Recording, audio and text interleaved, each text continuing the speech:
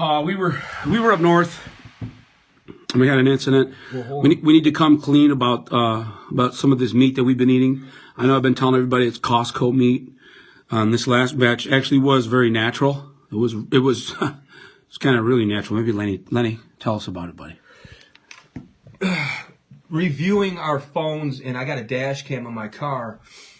What we think happened is doing some research on the phone. I didn't know that Bigfoots can go both ways. That's their gig, whatever, no big deal. But when I hit them, it looked like two Siamese twins connected. And what we're gathering from the dash cam and from my phone is that he got him in some type of Tasmanian handshake sexual move, or maybe like a Mexican snow cone, or they call that what they call it, the Turkish breakfast that he had got him into, and I hit one and knocked him out. Now, he may not even been deceased at the time, but we had taken him. We picked him up. We picked him up. We took a leak. We took a leak and picked him up. And the other one was knocked him into the woods. The other one was gone. But I do remember there was two, it looked like two Brunswick bowling balls that slammed my windshield. They'd have been 15 pounds apiece. And what I'm gathering is we hit the center of them two when they're in the midst of their sexual escapade, and I separated them and knocked them out. Looking for his lover, and he's gone now. I can tell you that right now, that as of right now, he's 3/4 gone, okay?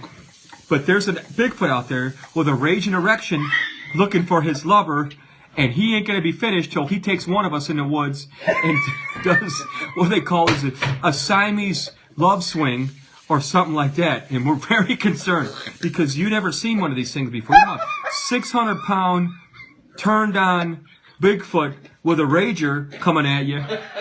And I don't know what else to do.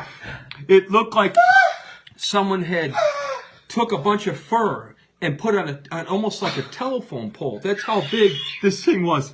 And I'm frightened for my well-being. Because he caught our scent. He caught our scent, and he's been tracking us. But he could run about 60 miles an hour. But I think that's what happened. Reviewing the tape, I think that we had plowed into their sexual escapade and separated the two, and we ended up taking his lover.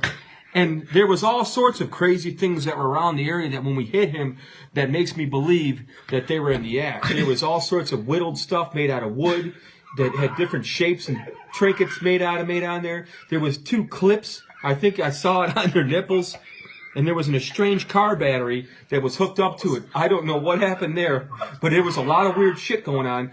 And I'm thinking, and the weird thing is the guy that we grabbed, his back half was shaved, like almost like a reverse chaps. So I don't know what they had planned.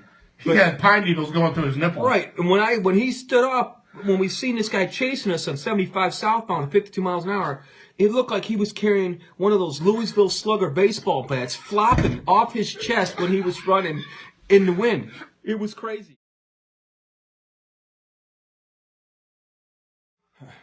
So, yeah, we actually tell them about the ranger that we met. Well, this is where it gets really bad. We were so concerned about what happened, we made a phone call up there to see if anybody had reported a hit and run or missing persons, because we just couldn't believe that a Bigfoot with a raging tombstone would be chasing us, So we call the guy, and this is where the plot thickens. We call the ranger. Ranger Rick tells us, Up in St. Ignace. Up in St. Ignace, that he has heard and seen numerous attempts about Bigfoots sodomizing black bears, going into camps and masturbating on tents, and one occasion having his way with his F-150 Ford pickup truck gas tank lid door. So this guy has been running rampant, totally sexually abusing the whole state. And the Bigfoot. The Bigfoot, not the ranger. And tell him about what the Ulster Rangers said about how they caught him. They caught his truck. They caught him with his truck, and there was a Bigfoot, and there was a lot of woodland animals, and they had a lot of sexual escapades in the truck. What do they call that? They call that a soup kitchen.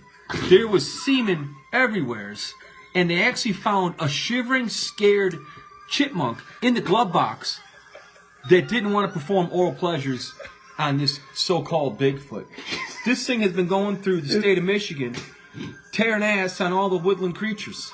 And the chipmunk is He's still in counseling. He's still in counseling at this time.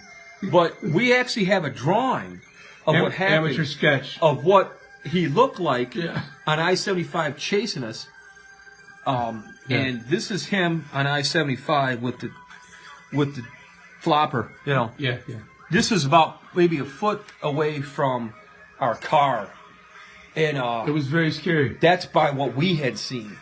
But could you imagine what the animals have been going through? Because he's been forcing himself on elk, deer. There was a pop-up Winnebago that never will be the same in the live feed on that. So we are very concerned about it. So if you hear anything in the news, please let us know and call us. We're very fearful for our lives.